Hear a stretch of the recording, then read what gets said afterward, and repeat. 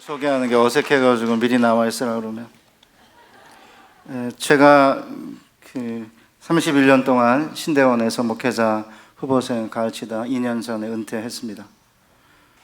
31년 동안 가장 행복한 때가 언제냐 이러면 제자가 담임이 됐다는 얘기를 들을 때고, 그보다 더 행복할 때는 실제 와서 어떤 성도님들과 함께 어떤 목회를 하는지 현장을 볼 때인데, 오늘이 그런 날입니다. 특별히 1만 성도 파송한 우리 교회에서 개척하고 분립한 교회 갈 때마다 제가 한 10몇 교회를 갔는데요, 다 뭐 2배 내지 3배 성장했는데, 특별히 평촌 드림교회하고 일산의 주님의 교회는 10배 정도 성장한 것 같아요. 그런 면에서 너무 감사드리고, 1만 성도 파송교회 갈 때마다 분다 우리 교회에서 봤다고 꼭 와서 인사하는 분들이 계신데, 오늘도 몇 분 계셨습니다. 여러분들이 인생을 살면서 가장 큰 관심사, 아젠다가 뭘까요? 정운찬 총리가 옛날에 지하철을 주로 타고 다니면서 우리 한국인들이 무엇이 가장 큰 대화의 주제인지를 유심히 살펴본 적이 있었는데, 2가지가 눈에 띄었다고 합니다. 첫째는 아파트 몇 평 사냐, 아파트 한 평이 얼마냐, 평수 이야기를 제일 많이 하고, 2번째가 아이들 반에서 몇 등 하냐, 몇 등 올랐냐. 그러니까 평수하고 등수를 가장 많이 이야기하는 한국 사회는 평등 사회다, 이렇게 웃긴 적이 있었습니다. 그렇죠. 땅, 부동산, 자녀, 학력. 오늘 우리가 읽은 본문도 똑같습니다. 400년 동안 애굽에서 종노릇하던 이스라엘 백성들이 약속의 땅 요단강 앞에 드디어 다다랐습니다. 40년 만에. 어떻게 그럼 요단강을 건널까요? 하나님께서 이스라엘 백성들에게 언약궤를 맨 여호와의 제사장들의 발이 요단 강물을 밟고 서면 요단강이 벽처럼 쌓여 서게 될 것이고, 900m 떨어져서 이스라엘 백성들이 요단강 안으로 들어서라. 그러면 요단을 마른 땅으로 건너게 될 거다. 그리고 강바닥에서 12개의 돌을 가져다 길갈에 세우면 후일에 너희 자손들이 이 돌이 무슨 뜻이냐 이렇게 물으면 우리가 요단을 마른 땅으로 건넜다라고 말해라. 여호와께서 우리를 요단강을 마른 땅으로 건너게 하심은 이전의 홍해를 마른 땅으로 건너게 하심과 같았나니, 이로 인해 땅의 모든 백성이 여호와의 손이 능하심을 알게 되고 너희와 너희 자녀들이 영원토록 하나님을 경외하게 될 것이다. 이게 오늘 본문이잖아요. 뭐예요? 땅, 그 자녀죠. 그런데 어떻게 하면 그런 땅을 차지할 수 있을까요? 요사이처럼 천정부지로 솟는 아파트가 생각하면 뭐 정신이 어질어질하고, 또 아이들 대학 입시, 이건 뭐 온 국민이 몸살을 앓는 2가지 핵심 주제 아닙니까? 이런 상황에서 우리 예수님이 마태복음 5장 5절에서 온유한 자는 복이 있나니 저들이 땅을 기업으로 받을 것이며라고 했습니다. 이 말씀을 들으며 솔직하게 무슨 느낌이 드세요? 뭐 예수님 말씀이니까 다 맞지? 귀한 말씀이지라고 생각하면서도 한쪽으로는 따뜻할 온의 부드러울 윤데, 따뜻하고 부드러운 사람이 땅을 차지하기는커녕 갖고 있던 땅도 잃어버릴 것 같지 않아요? 느낌이, 그죠? 우리의 기본적인 우리의 그냥 느낌이잖아요. 그냥, 그렇죠? 우리가 이제 이 땅을 살다 보니까. 제가 이제 ISTJ예요. 아내는 ENFP고 하나도 안 맞아요. 근데 이제 어렸을 때 60대 남자들, 제가 57년생인데 60대 남자들의 머릿속에 남아있는 어렸을 때 게임이 하나 있습니다. 넓은 이제 흙바닥에 자기 집을 이렇게 네모나게 그려놓고 한 서너 명이 조그만 돌멩이를 가지고 이렇게 손가락으로 튕겨서 3번 안에 집에 들어오면 그 돌이 지난 궤적이 내 땅이 되는 거잖아요. 그래서 저 같은 ISTJ 스타일은 조금 보내서 무사히 들어와서 조금씩 땅을 차지하는 스타일인데, 이 ENFP 이런 애들은 멀리 보내요. 못 들어올 때도 있어요. 그런데 어쩌다 한번 들어오면 제가 딴 땅을 다 뺐죠. 그러니까 게임 자체도 뭔가 도박적이고 좀 약간 상당히 투기적이고 상당히 모험적이래야 땅을 차지하는 이런 세상에 우리가 살고 있기 때문에 예수님의 말씀이 와서 가슴에 잘 안 닿아요. 예를 들어 대학 입시하고 취업만 하더라도 온유해가지고는 땅을 차지하지 못할 것 같아요. 좋은 대학에 들어가 학벌 높이고 학점 따고 토익, 토플 같은 영어 성적 올리고 인턴십하고 자격증 따고 봉사활동하고 성형 수술하면 이게 취업 7종 세트인데 누군가 뭐 교환학생 갔다 왔다, 공모전에서 수상했다, 방송 출연했다, 도서 출판했다 이러면 한없이 스펙이 늘어나는데 스펙 없이 온유해가지고 무슨 땅을 차지할 수 있을까? 직업을 차지할 수 있을까? 이런 느낌 들지 않습니까? 아파트도 마찬가지죠. 종잣돈을 모으고 요새 뭐 1억 종잣돈 모으기 이런 얘기 하잖아요. 그리고 이제 전세를 얻고 뭐 결혼하고 전세 넓히고 애 생기면 학군지 있는 데로 옮겨야 되고 필요하면 이제 갭 투자도 하고 안 되면 영끌 아파트도 하고 비트코인도 하고 주식도 하고 또 미국 주식하고 난리니까 요새. 그러니까 이제 그렇게 해야 뭐 집 한 채라도 얻을 것 같은데 도대체 온유해가지고 무슨 도움이 될까 그런 느낌이 드는 게 사실입니다. 그래서 이제 많은 그리스도인들이 약속의 말씀을 믿고 온유한 자가 되기보다는 자꾸 믿지 않는 사람과 동일하게 땅을 차지하려고 어딘가 열심히 달려가고 있습니다. 어딘지도 모른 채. 왜 이렇게 땅 따먹기 전쟁에 치열하게 뛰어들까요? 한번 경쟁에 뒤처지면 영원히 땅을 차지하지 못할 수도 있다는 불안과 초조와 공포가 전 한반도를 휩쓸고 있습니다. 지난 몇 년 사이에 아주 난리가 났습니다. 너무나 우리의 삶은 냉혹하고 처참해서 한번 경쟁에 뒤처지면 땅을 차지하지 못한다. 그런 생각하는 거죠. 똘똘한 한 채, 강남, 뭐 강남 정도가 아니죠 요새는. 미국도 LA 집값이 100만 불입니다. 평균. 2019년 대비 47.9% 올랐고요. 2023년 대비 10.6% 올랐습니다. 우리 한국도 장난이 아닙니다. 근데 예나 지금이나 상황은 똑같아요. 가나안 땅에 들어갈 때 이스라엘이 그 땅이 무주공산이 아니고 누군가 살고 있었습니다. 열 정탐꾼이 돌아와서 모세에게 이렇게 말하죠. 당신이 우리를 보낸 땅에 간즉 과연 그 땅은 젖과 꿀이 흐르는데 그러나 그 땅 성읍은 강하고 거주민은 강하고 성읍은 견고하고 심이 클 뿐 아니라 우리가 두루 다니며 정탐한 땅은 그 거주민을 삼키는 땅이요 약속의 땅인가 자녀를 삼키는 땅인가라고 하는 저의 설교의 제목은 여기서 차용한 것입니다. 그 땅 거인들은 강하고 장대할 뿐 아니라 우리가 보니까 메뚜기 같은데 그들이 볼 때 우리 메뚜기 같았을 것이다. 그러니까 이스라엘이 요단 건너 차지해야 되는 가나안 땅은 우리랑 똑같아요. 가나안 거인들이 철병거를 몰면서 성벽과 문과 빗장을 치른 요새 사회였습니다. 그런 땅에 들어가서 이제 그 땅을 차지하라는 거 아니에요? 2004년에 한반도 역시 뭐 20여 년 정도 똑같은데요. 최은영이라는 여자분이 서울대 박사과정 학생인데 학위 논문에서 집값도 비싸고 학력 수준이 높아 주변에서 들어갈 수가 없는 어려운 지역을 빗장도시라는 이름을 붙였습니다. 영어로 gated city인데 미국에 가면 아파트가 아니고 거기는 부자들이 이렇게 넓은 대지에 벽을 둘러싸고 안에 큰 저택에서 살잖아요. 거기 보면 gated community 이렇게 되어 있습니다. 그러니까 문을 빗장으로 지르고 벽으로 둘러싼 공동체 이런 뜻인데 우리는 어디냐? 송파구, 강남구, 서초구, 송파구 요 3개 구가 경제적으로 부유하거나 학력이 높은 부모들이 모여 살면서 집값이 이제 올라가고 전세가 올라가니까 이제 주변에서 들어오기 어려운 지역이다 이래가지고 빗장도시라는 이름을 붙인 거예요. 제가 이제 휴문고등학교 출신입니다.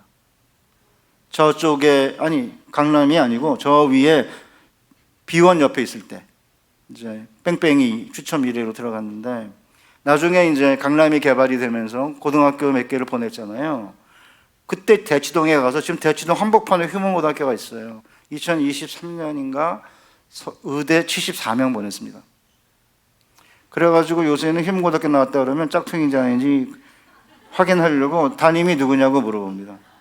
진짜입니다. 저희 때는 뭐 코끼리 빤스, 그 다음에 신경 안정제 뭐 이런 이제 선생들이 있어요. 그러면 이제 얘는 진짜 맞.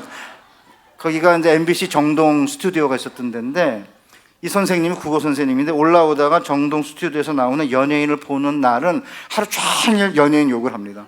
연예인은 색을 꼬드기는 애들이다. 공부를 안 가르치고. 그래서 우리가 이제 신경 안정제를 낳아드려야 된다 이래가지고 별명이 신경 안정제예요.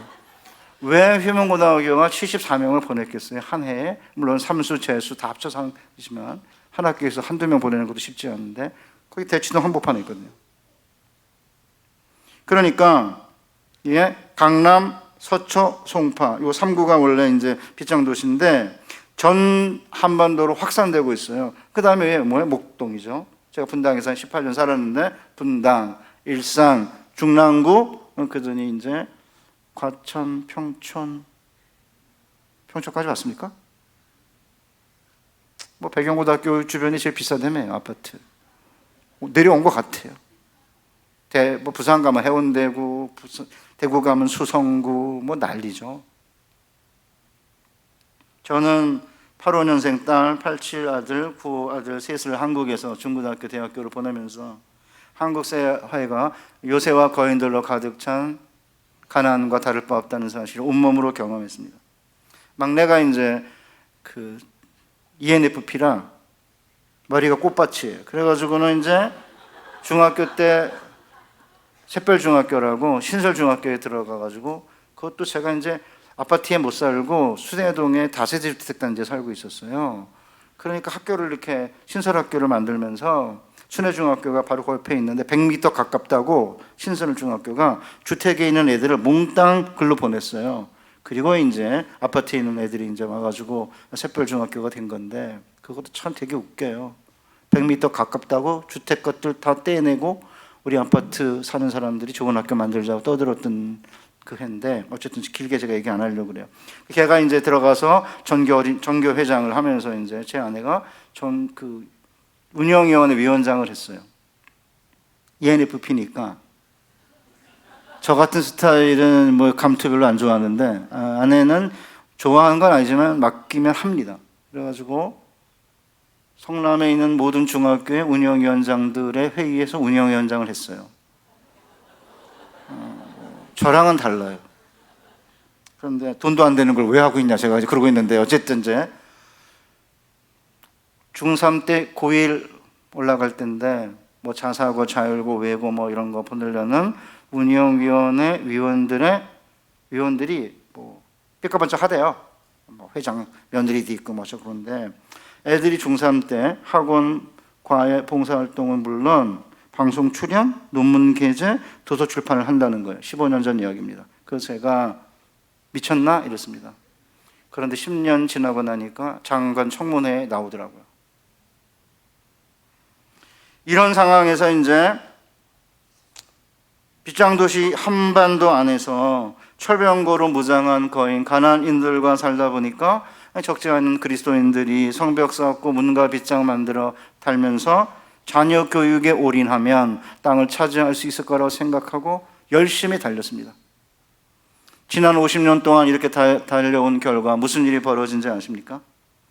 신앙교육 약간 등한히 여겼어요. 물론 많이 등한히 여긴 분도 있지만 대부분은 조금 등한히 여기고 세속교육에 올인을 했는데, 도착해 보니까 어딘지 아세요? 영화감독 장진이 TV에 나와서 이렇게 자기가 벽에다 붙여놓은 메모를 소개한 적이 있었는데, 도착해 보니까 지옥이었다. 사랑하는 우리 평촌드림교회 성도 여러분, 주변을 한번 보세요. 열심히 노력해서 빗장도시 안에 들어왔고 자녀 교육 올인해서 원하는 대학과 직장에 들어갔는데, 그 사이에 자녀들이 하나님이 누구인지 모르게 되고 끝내는 세상이 저와 교회를 떠나는 일들이 주변에 비일비재하지 않습니까? 아직도 이 점을 인식하지 못하고 신앙교육보다 세속교육에 열심을 내면 조만간 여러분들에게도 닥칠 일입니다. 저는 지금 30대, 40대에 관심이 많아서 평촌드림교회가 30, 40대가 많다 그래서 제가 설교 제목을 이렇게 잡은 거예요. 이 본문으로 정하고. 30, 40대가 지금 심각합니다. 왜요? 30, 40대가 예배 출석률이 줄고요. 헌금도 줄고 있습니다. 30, 40대가 무너지면은 앞으로 한 세대 안에 신앙이 멸절될 것이라고 저는 생각합니다. 이게 one generation rule이에요. 교회사를 보면 faith is always one generation away from extinction. 신앙은 항상 멸절로부터 한 세대만 떨어져 있다. 그러니까 한 세대가 그 다음 세대의 신앙을 전수를 못하면 3대 만에 멸절되는 게 아니라 한 세대 만에 멸절된다 이거죠. 30, 40대가 지금 딱 거기에 걸렸습니다. 이렇게. 물론 우리 베이비부머 세대도 약간 등한히 여기면서 30, 40대가 사실은 좋은 대학도 나오고 명문 직장도 다니는데 신앙을 소홀히 한 결과를 많이 빚었는데 그래도 교회 나오는 분들은 좀 나아요. 그런데 이 교회 나오는 30, 40대가 지금 교회의 중요한 허리 세대인데도 불구하고 출석률 낮아지고 물질적 헌신 약화되고 있습니다. 한 세대 남았습니다. 왜 이런 일이 벌어지죠? 주일 성수 한번 예로 들어보겠습니다. 학원 가기 위해 주일 성수하지 않는 건 예사일이고요. 주일 성수하면서 원하는 대학을 갔던 70년대, 80년대의 간증은 전설 따라 삼천리가 되었습니다. 몰라요. 우리 형제들님께는 아까 부목사님 얘기 들어보니까 좀 낮다고 그러긴 하는데 빗장도시 안에 교회의 주일학교 출석률은 중간고사, 기말고사의 반타작입니다. 아마 저 위로 올라가면 더 심할 것 같아요. 평촌은 잘 모르겠어요. 일산도 심각하고요. 원래 강남 못 들어간 인간들이 훨씬 세거든요. 목동, 분당. 자, 그러면 중지자 자녀들도 마찬가지입니다. 그러니까 아이들이 이 세상에서 입시나 학벌보다 센 건 없네. 하나님도 입시나 학벌 앞에서는 별거 아니네. 그런 느낌 들지 않으시겠어요? 주일인데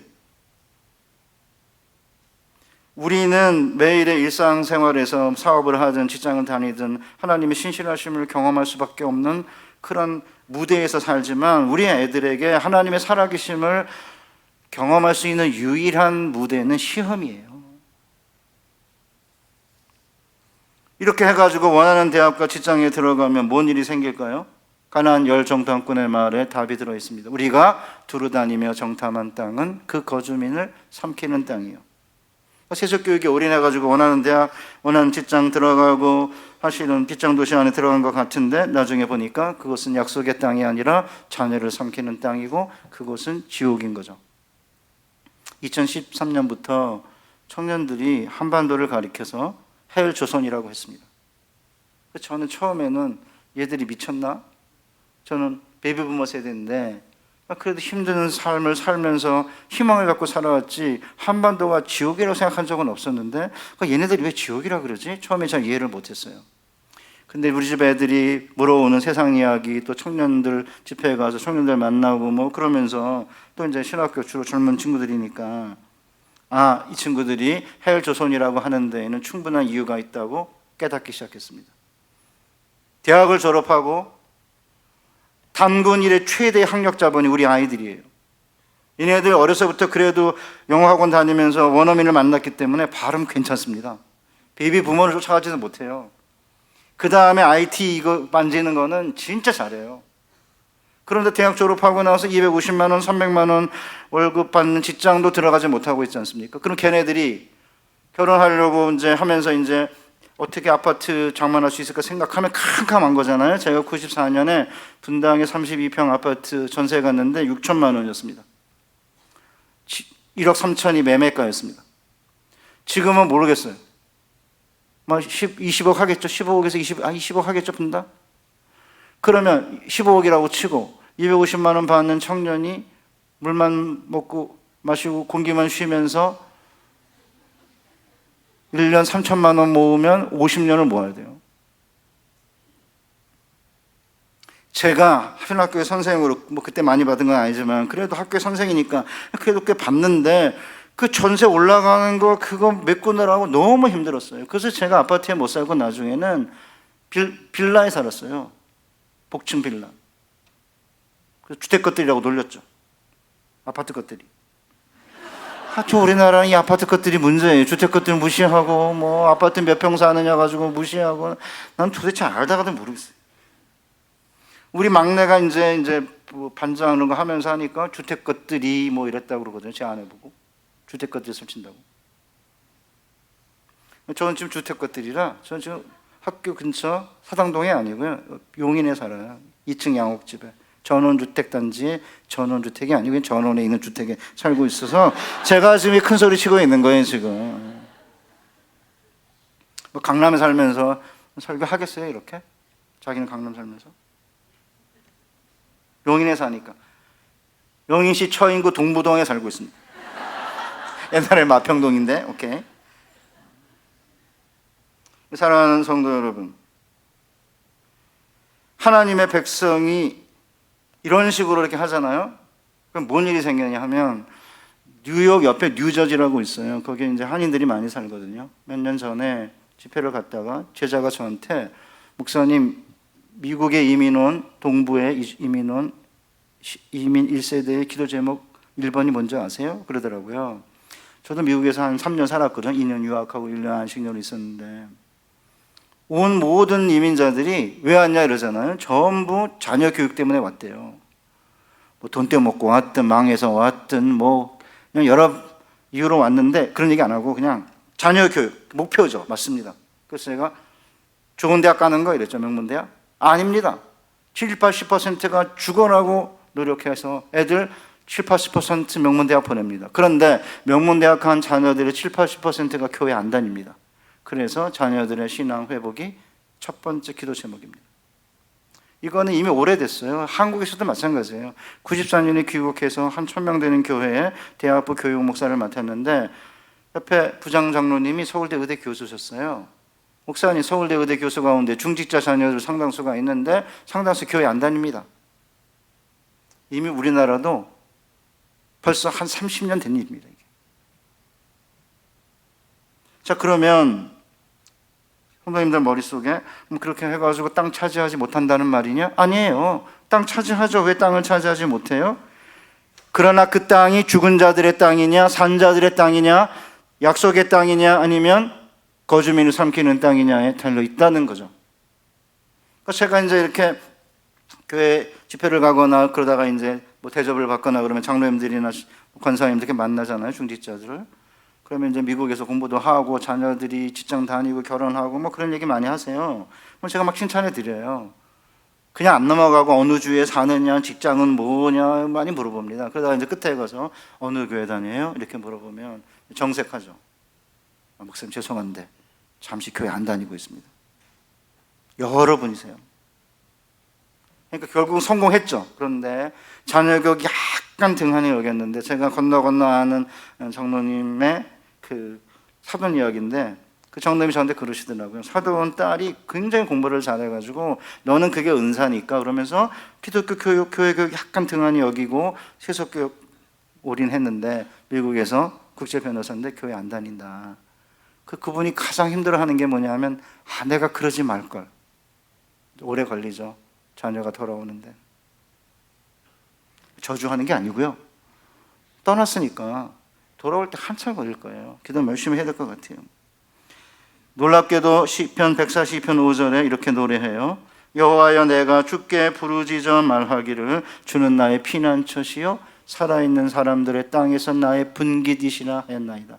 그러니까 이게 살아있는 사람들의 땅과 죽은 자들의 땅이 나눠져 있는 거예요. 그러면 우리는 살아있는 자들의 땅에서 주님이 나의 피난처고 나의 분깃이신 거죠.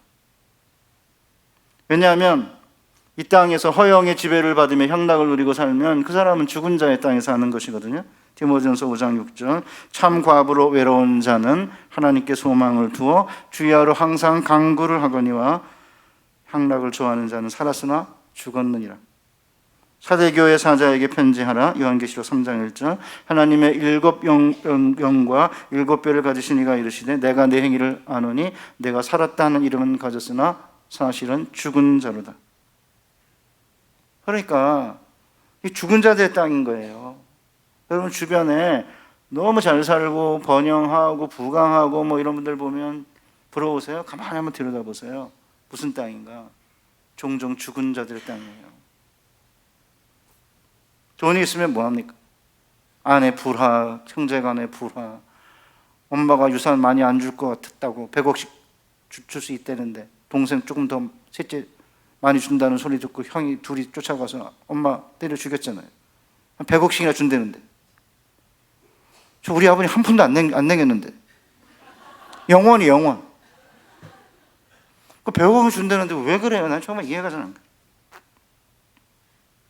시편 27편 13절 내가 산 자들의 땅에서 여호와의 선하심을 보게 될 줄 확실히 믿었도다. 그러니까 온유한 자들에게 주시는 땅은요 살아있는 자들의 땅이에요.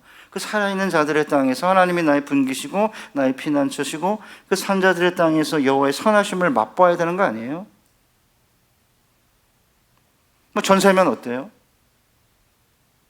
집 있으면 좋죠. 저도 집 있으면 좋다고 생각하고 여러분 다 집이 있으시기를 바라요. 그러나 그 집을 얻으려고 하다가 애들 세속교육에 올인해가지고 빗장도시 안에 들어가려고 하다가 애 놓치고 하나님 놓치고 그럼 어떡할 거죠?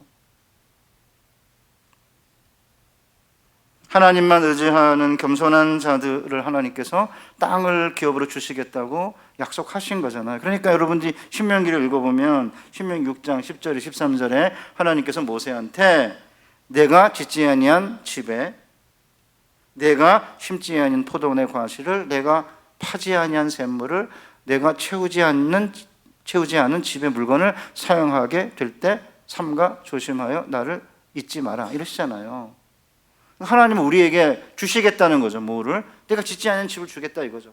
내가 파지 않은 샘물을 내가 심지 않은 포도원의 과실을 내가 채우지 않은 집안의 물건을 주시겠다는 거죠.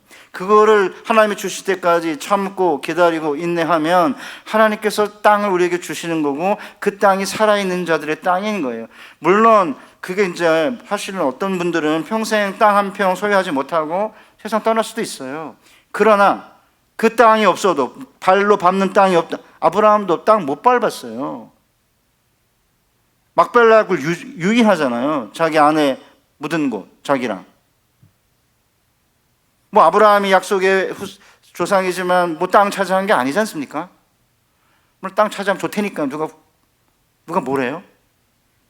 그 땅 차지하려고 하다가 끝내는 죽은 자들의 땅이 되고 그것이 자녀를 삼키는 땅이 되면 그게 얼마나 불행해요. 그래서 저는 최근에 화두가 뭐냐면 하나님을 믿고 의지하면 망가지지 않는다. 하나님을 의지하고 소망하고 살면 파괴되지 않는다. 저 그걸 얘기하는 거예요. 요새 한번 보세요. 텔레비에 나오는 국회의원 몇 명 있어요. 다 예수 믿는 사람들이에요. 망가졌어요. 그럼 망가지면 뭐 할 거냐 이거죠. 안 망가지긴 낫지 않아요? 갖고 망가지고 싶으세요?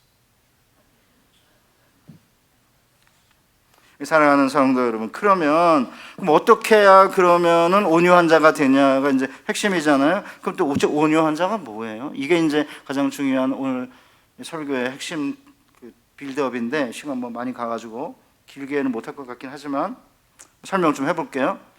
온유 그러니까 이게 따뜻할 온에 부드러울 유로 번역이 돼가지고 의미 전달이 잘 안 돼요. 맞기는 맞는데 이게 25번 쓰였어요. 히브리어로. 원래 예수님이 시편 37편 11절을 인용하신 거예요. 시편 37편 11절에 다윗이 쓴 시인데 다윗이 그러나 온유한 자들은 땅을 차지하며 풍성한 화평으로 즐거워하리로다. 그 앞에 10절에는 잠시 후에는 악인이 없어지리니 내가 그곳을 자세히 살필지라도 없으리로다. 그러나 온유한 자들은 땅을 차지하며 풍성한 화평으로 즐거워하리로다. 이 37편 11절을 예수님이 입술에 올리신 거예요. 다윗의 시편이에요. 왜 다윗이냐? 다윗이 애굽 시내에서 유브라데 강까지 하나님이 아브라함에게 준 땅을 최종적으로 정복한 왕이세요. 그러니까 이제 다윗이 땅을 차지한 다음에 시편 37편에서 5번 악인과 의인을 대조해요. 그래가지고 악인이 번성하는 거, 악인이 잘 되는 거 불평하거나 아니면 시기하지 말라. 여호와를 기뻐해라. 그러면서 이제 악인은 배인풀처럼 쇠잔해질 것이지만 의인은 땅을 차지하게 될 거다. 그러면서 이제 의인을 얘기하다가 온유한 자라는 단어를 한번 사용한 거예요. 그러니까 악인과 의인을 5번 반복하면서 악인은 망할 거고 의인은 온유한 자들은 땅을 차지할 거라고 5번 반복해요. 10편 40편 가서 아파트 때문에 머리가 아프시면 이거 읽어요. 아파트가 잘 안 되는 분들은 이거 읽어요. 그러면 이제 약간은 도움을 받을 거예요. 약간 받는 말은 매일 봐야지 도움이 되지 한 번 봐갖고 도움이 안 된다. 매일 흔들릴 때마다 이거 들여다보시면 도움이 많이 될 거예요. 그러니까 이제 이게 뭐냐면 아나브라는 단어인데요. 그냥 잊어버리세요. 이게 고개 숙이다 이런 뜻이거든요. 전쟁에 패배했거나 아니면 좌절과 절망과 환난 때문에 너무나 고통스러우면 고개를 숙일 수밖에 없잖아요. 이런 뜻이에요. 고개 숙이다. 이게 25번 쓰였는데 7가지로 번역이 돼 있어요. 겸손한 자, 가난한 자, 온유한 자, 곤고한 자, 빈곤한 자, 가련한 자, 연약한 자 이렇게 8번.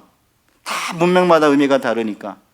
핵심이 뭐냐면 사람을 향한 태도를 가리키는 게 아니라 사람의 하나님을 향한 태도를 가리켜요. 그러니까 의지할 자 없어서 오직 하나님만 바라보고 하나님만 의지하고 하나님만 소망하는 자를 온유한 자, 가난한 자, 가련한 자, 곤고한 자, 겸손한 자 이렇게 다양하게 번역을 하는 거예요. 핵심은 뭐냐면 이 세상에 누구도 의지할 수 없어서 하나님만 바라보고 하나님만 의지하고 하나님만 소망하는 자, 온유한 자에게 하나님이 땅을 기업으로 주신다는 건데 다윗이 온유한 자의 대표죠.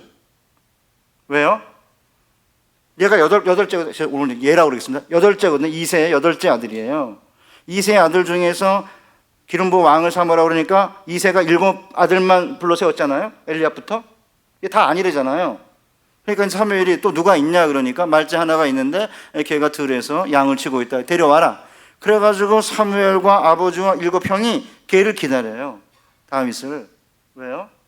온유한 자거든요. 나중에 골리앗과의 싸움 이야기를 보면 지골이 장대한 골리앗이 싸움을 걸 때 사울이 가서 사실은 상대를 해야 되잖아요. 사울이 머리가 하나 더 큰 애니까 얘가 두려워하고 모든 이스라엘이 두려워하는데 다윗이 짱돌 5개 가지고 이제 골리앗과 맞서지 않습니까? 그때 이제 사울이 어떻게 그럴 수 있냐고 물으니까 뭐라고 그래요?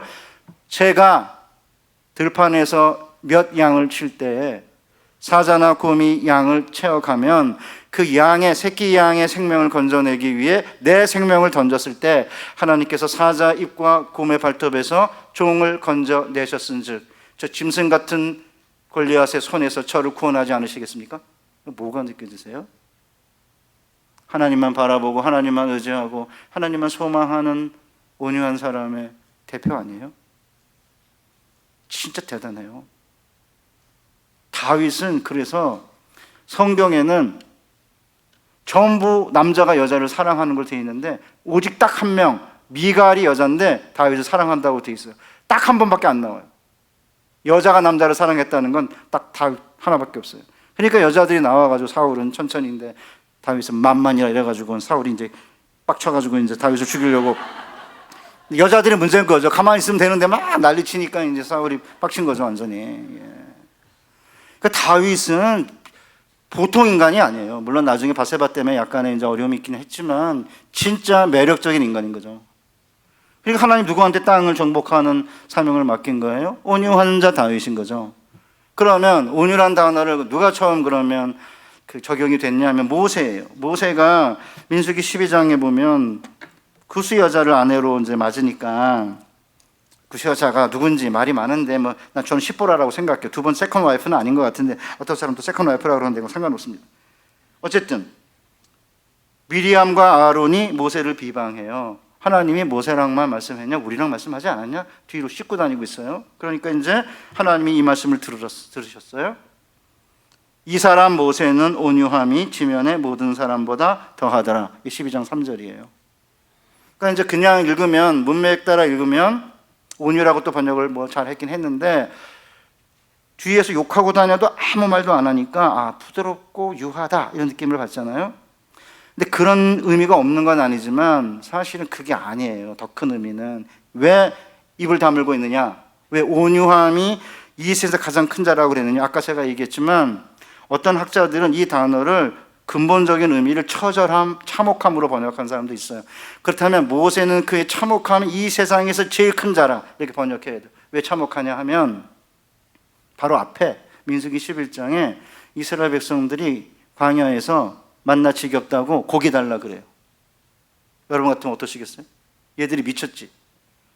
아니 눈이 있으면 보는 게 있는데 아니 얘들이 광야에서 만나가 지겹다고 고기 달라고 그래요? 그래가지고 모세가 화가 났어요. 그러니까 아무 반응이 없잖아요. 화가 난 게 아니고 빡쳤어요.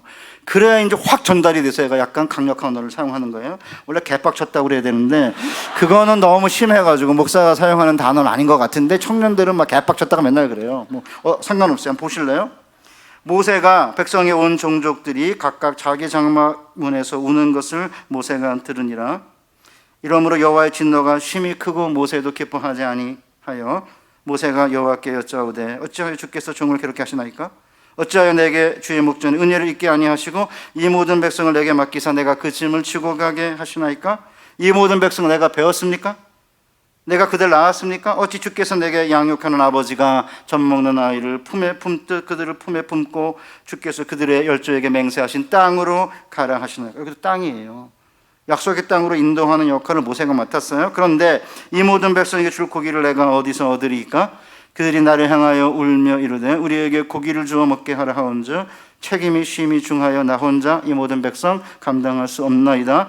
주여 주께서 내게 이같이 행하실진대 구하옵나니 내게 은혜를 베푸사 즉시 나를 죽여 내가 고난당함을 내가 보지 않게 하옵소서.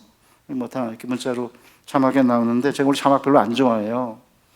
여러분이 눈으로 이미 읽었잖아요. 그래가지고 충격이 전달이 안 되는 거예요. 이게 몰라야 돼요. 원래 죽여달라 그러잖아. 배째라 이거죠. 하나님 앞에 나와서 나 배째 죽이세요 나 이러잖아요. 이게 빡친 거 아니에요? 완전히 아니 얘네들 데리고 어떻게 가나안 땅까지 갑니까? 얘네들 고기 달라고 그러는데 저 죽여주세요 이러잖아요. 이런 거 보셨어요? 그렇게 힘들어 죽겠는데 누나랑 형이 돌아다니면서 이제 욕하고 있는 거예요. 야 모세랑 하나님 말씀했냐? 우리랑 말씀하지 않았냐? 그러니까 하나님이 들으셨어요. 모세 아무 말도 안 해요. 왜요? 하나님만 바라보고 하나님만 의지하고 하나님만 소망한 거죠. 이 세상에서 가장 처참한 사람, 이 세상에서 가장 뭐예요? 하나님만 의지하는 온유한 사람인 거죠. 하나님 어떻게 하세요? 아론과 미리암 부르잖아요. 야, 내가 선지자들에게는 꿈과 환상으로 이야기하지만 내 종 모세는 내 집에 충실한 종으로 내가 대면하여 말한다. 네가 뭔데? 그래서 미리암을 족쳐요. 그래서 나병 일으켜가지고 쫓아내요. 왜 아론을 안 건드리냐? 미리암이 선동한 것 같아요. 본문에 보면 미리암과 아론이 욕하고 다녔다고 미리암이 앞에 나와요. 여자니까 구스 여자를 취하니까 뭔가 이렇게 뒤틀린 것 같아요. 7일 동안 진중에서 쫓겨납니다. 그러니까 여러분 이게 성경은 그렇게 단순한 책이 아니에요. 어떤 인간들이 유튜브 보면은 뭐 잘잘법 이런 데서 뭐 성경 가지고 뭐 자기 멋대로 요리하고 있는데 원래 유튜브는요 아마추어들이 장악을 했고요. 유튜브의 종교 채널도 똑같아요. 다 아마추어들이에요. 이름은 뭐 교수고 박사고 그렇다고 웃기고 있는 인간들. 성경도 잘 모르면서. 왜 모르냐고요? 한번 들어보세요. 은혜가 되잖아요. 그분들에게. 그럼 그분 교회 가세요. 은혜가 안 돼야 돼요. 이상하네. 이게 정통이고요.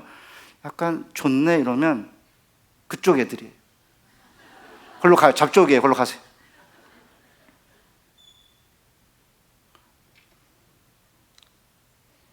이야기를 했으니까 여러분들이 지금 궁금해할 것 같은데 정식으로 부름받은 자들에 의해 교회에서 하나님의 말씀을 설교할 때 하나님의 말씀의 설교는 하나님의 말씀이다. 이게 세컨 헬베틱 컨페션의 중요한 항목이에요. 교회에서 설교할 때예요. 교회에서 제가 설교하면 여기 앉아있는 성도님들이나 부목사님들이나 장로님들이나 중직자들이 보잖아요. 성경에 안 맞는 요상한 소리 하네. 그럼 저 비난할 정도가 아니라 기송할 수 있어요. 유튜브는 기송할 수가 없어요. 그래서 교회에서 하는 거예요. 원래 설교는. 뭐 아무것도 모르는 인간들이 마이크 딱 잡고 어디서 세례를 받았는지 어디서 신앙생활을 한지 알 수 없는 사람들이 마이크 붙잡고 막 떠들어대는데 정말 너무 마음이 아파요. 뭐 그 얘기는 아니에요. 지금 시간 갔어요. 자, 그러면 보세요. 온유하다, 하나님만 바라보고 하나님만 의지하고 하나님만 소망하는 모습이 오늘 요단강 본문 안에 그대로 드러나 있어요. 뭐라고 되어 있습니까? 여호와의 언약궤를 맨 제사장의 발이 요단강물을 밟고 서면 물이 쌓여 서게 될 거다. 그러면 900m 떨어져 가지고 요단강 안으로 들어서라는 거죠. 누구를 따라서?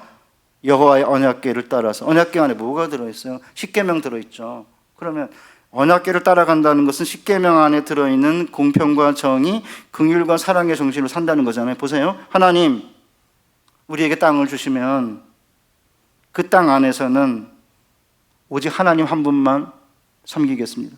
하나님이 땅을 주시면 그 땅 안에서는 어떤 형상도 만들지 않겠습니다. 하나님이 주시는 땅 안에 들어가면 하나님의 이름 망령되어 있지 않겠습니다. 하나님이 주시는 땅 안에 들어가면 일상의 탐욕의 흐름을 정지하고 안식일에는 오직 하나님 한 분만 섬기겠습니다. 하나님이 땅을 선물로 주신다면 더 이상 경제적 효용 가치가 없어 나이 든 부모님을 가나안인들처럼 욕하고 저주하고 쫓아내지 않을 것이고 부모님을 공경하겠습니다. 하나님이 땅을 주시면 그 땅 안에서는 살인하지 않겠습니다. 간음하지 않겠습니다. 도둑질하지 않겠습니다. 거짓말하지 않겠습니다. 남의 걸 탐하지 않겠습니다. 그 정신으로 살겠다고 그러면서 언약궤를 따라서 요단으로 들어가는 백성들만큼 온유한 자들이 어디 있어요? 그렇지 않으니까 그럼 대장동 일당들 아니 1억을 넣고 1억을 가져가는 건 이해가 될 수 있을지 모르지만 어떻게 몇 억을 내고 몇 천억, 몇백억을 가져가요? 그런 걸 보면은 대장동 일당이라고 그러잖아요, 사람들이.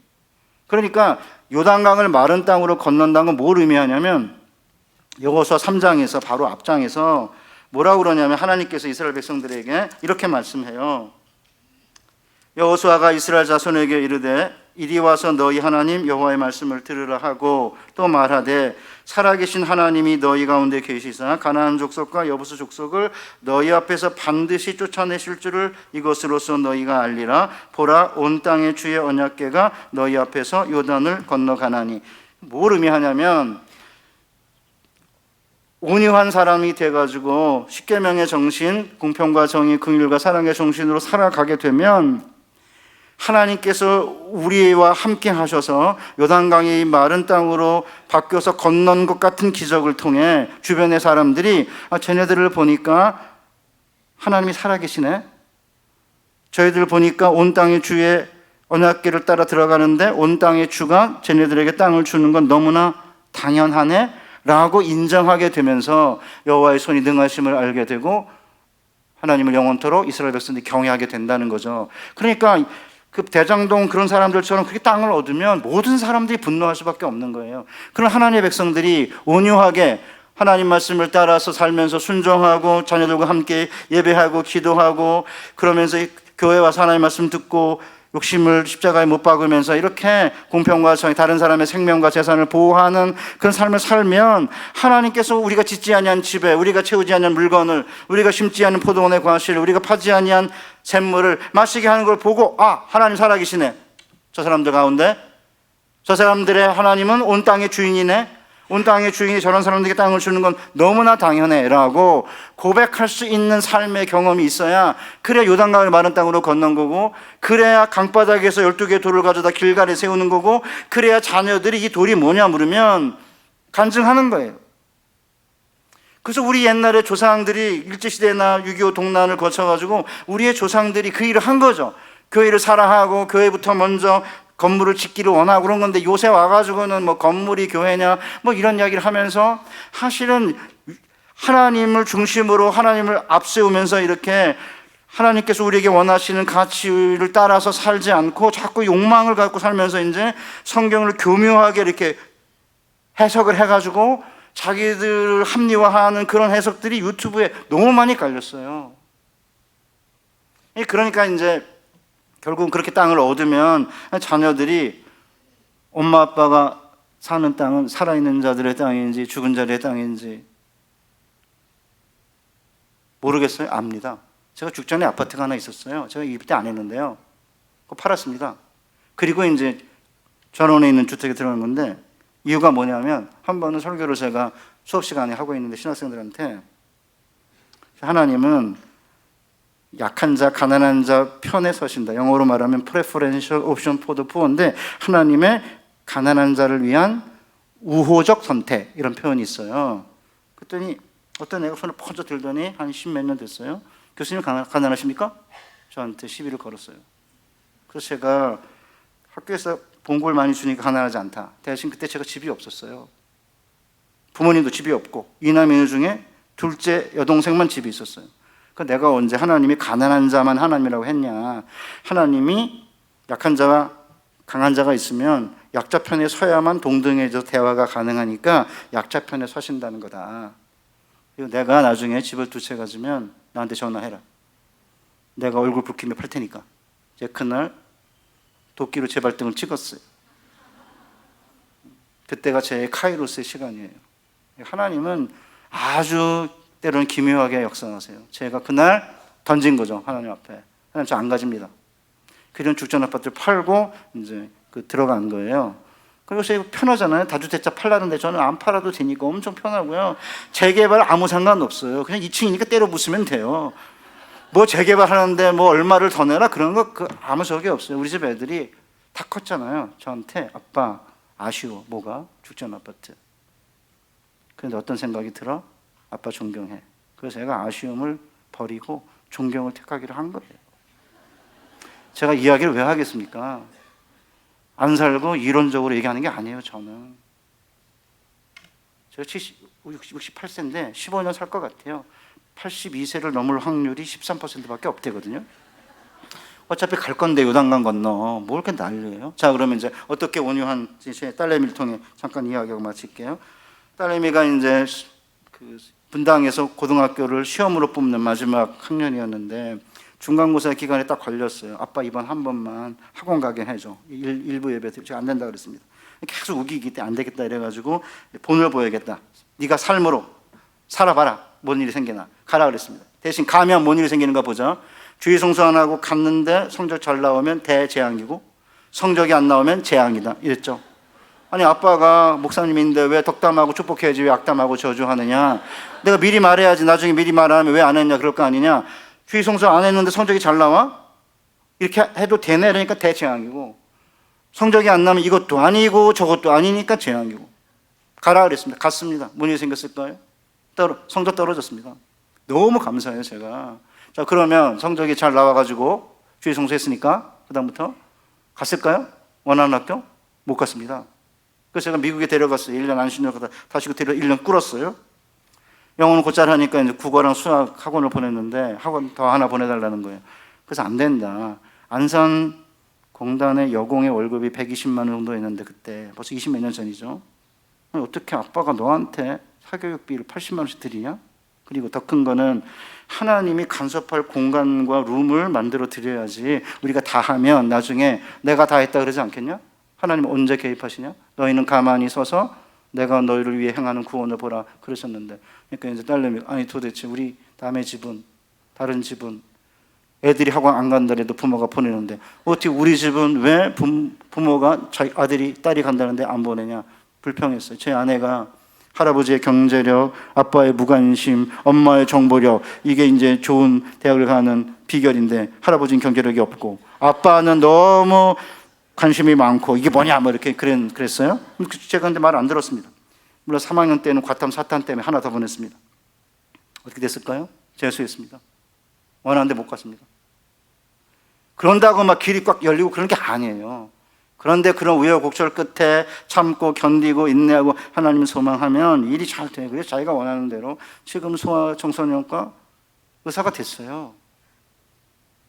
뭐 그 얘기하면 또 뭐 잘하게 되니까 저 그 얘기 안 하려고 그래요. 그러니까 기다리고 참고 소망하고 하나님 바라면 하나님이 가장 좋은 것을 주신다고 믿고 하면 하나님 주시고 그때 되면 아 이거는 내가 내 노력으로 얻은 거네 그런 생각 안 해요. 그게 살아있는 사람들 땅 아니에요? 그러니까 지금 소아과니까 난리거든요. 뭐 당직 쓰고 나이가 좀 40이 넘었는데 딸 낳았는데 딸 얼굴도 못 보고 그러니까 저한테 막 징징대더라고 어느 날. 그래서 확 열받았어요 제가. 네가 그 자리에 올라간 건 네가 잘해서 올라갔어?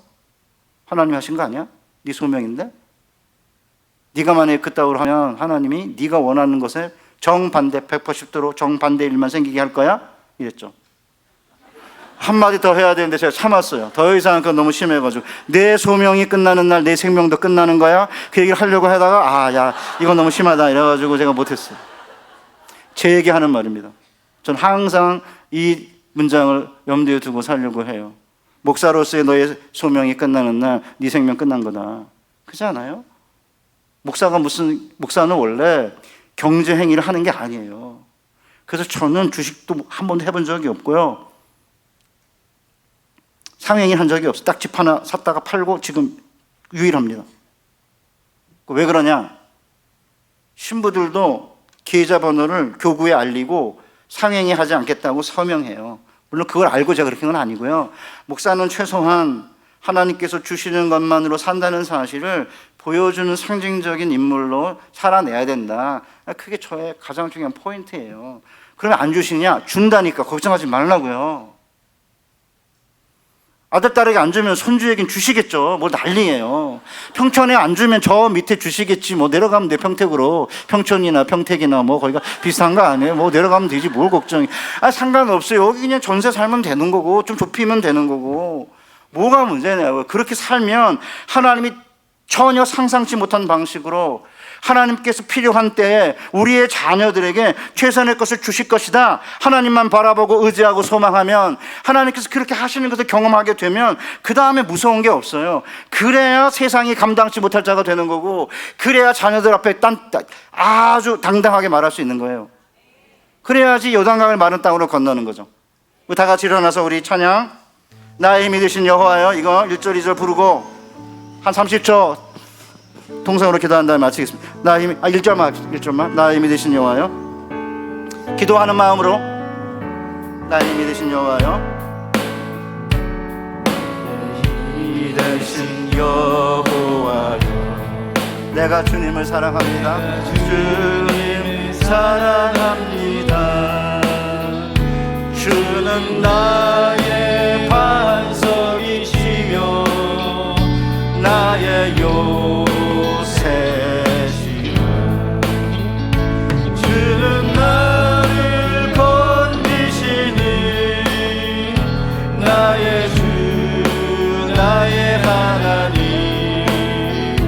나의 피할 바위시요 나의 방 되시니가, 나의 하나님, 나의 하나님,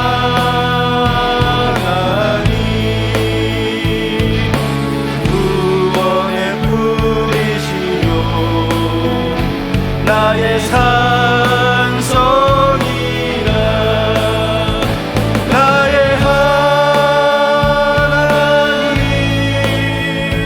나의 하나님,